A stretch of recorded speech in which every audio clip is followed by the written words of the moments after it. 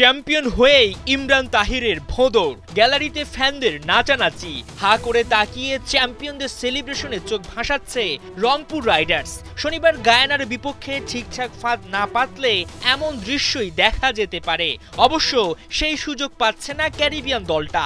Back to back শিরোপায় নজর রাইডারদের। গায়ানায় ওদের ঘর থেকে ট্রফি ছিনিয়ে বাঘের হুঙ্কার দিতে মরিয়া সৌম্য সোহানরা। গেল বছরটা স্বপ্নের মতোই কেটেছে রংপুর রাইডার্সের।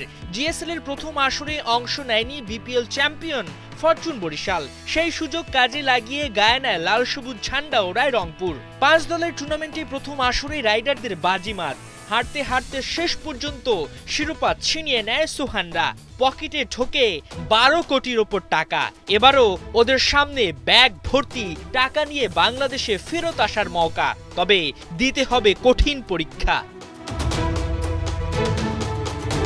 এবারের আসরেও তামিমদের আমন্ত্রণ না পাওয়ায় জিএসএল এ খেলার সুযোগ পায় রংপুর। চলতি আসরে প্রায় প্রতিটা ম্যাচেই ডুবতে ডুবতে বেঁচে যায় রাইডাররা। খালেদ আহমেদের ক্যারিয়ার সেরা বোলিং, কাইল ময়ার্সের দুর্দান্ত ব্যাটিং রংপুরকে দেয় টানা 3 জয়। নিশ্চিত হয় ফাইনাল। 4 নম্বর ম্যাচটায় ব্যাটিং বিপর্যয় পড়লেও বৃষ্টিতে ম্যাচ পণ্ড।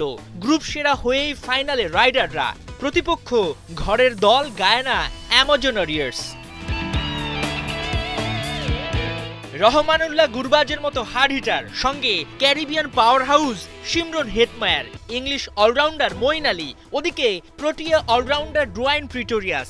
সেই সাথে নেতৃত্বে তো ইমরান তাহির থাকছেনই সেলিব্রেশন করতে। এমন শক্তিশালী স্কোয়াডকে রুখে দিতে হবে রংপুরকে। অবশ্য সেই ভয় গ্রুপ পর্বে জয় করেছে বাংলাদেশের দলটা। রুদ্ধশ্বাস ম্যাচে মঈন আলী হেটমায়ারদের হারিয়েছিল 8 রানে। সেই ম্যাচের মতোই ফাইনাল জিতে ট্রফি বাংলাদেশে আনতে চায় রংপুর।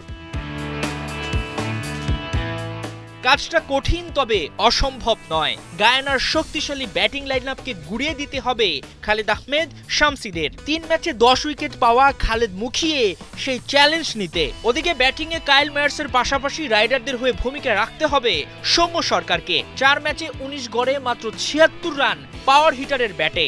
টাইগার তারকা জ্বলে ওঠা সোহানের দুরন্ত নেতৃত্ব রংপুরকে এনে দিতে পারে টানা শিরোপা। 2 দলের লড়াই শুরু শনিবার ভোর 5টায়।